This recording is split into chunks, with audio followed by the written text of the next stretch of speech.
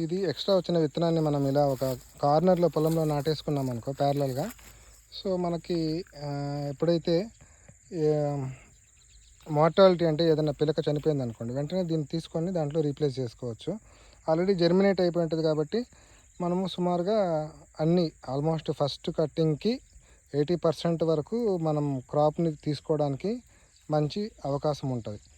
So దయచేసి ఇది గమనించుకొని సీడ్ ఆర్డర్ చేసేవాళ్ళు మనం పంపించేది ఒక ఎకరాకి సుమారుగా 10,000 అని చెప్పి పంపిస్తాము. ఎక్స్ట్రా విత్తనం ఏదైనా ఉందంటే రైతులు ఇలా పొలంలో ఒక ప్లేస్లో నాటేసుకుంటే మనకు జర్మినేట్ అయిపోతాయి. ఇప్పుడు చూడండి, ఇక్కడ ఆల్రెడీ జర్మినేట్ అయింది ఇది అంటే దగ్గర అంటే ఒక 4 ఇంచెస్ కానీ 5 ఇంచెస్ కానీ ఒక బెత్తడంత ప్లేస్లో పెట్టేసుకుంటే మనకి ఇవన్నీ ప్రీ జర్మినేట్ అయినాయి. అలాగే విత్తనం తీసుకుంటే ఇలా మొలకెత్తాలి. యాక్చువల్గా లోపలికి ఉండాలి కలుపు ఇలా నాటుకోవాలి. కలుపు ఇలా నాటుకుంటేనే మంచి కరెక్ట్ పద్ధతి. ఇలా నాటుకున్నవి మాత్రం చాలా చాలా గుబురుగా వస్తాయి. ఇప్పుడు కూడా ఇక్కడ చూడండి, కనుపు లోపలికే ఉంది, ఇది లోపల నుంచి వచ్చింది ఇది.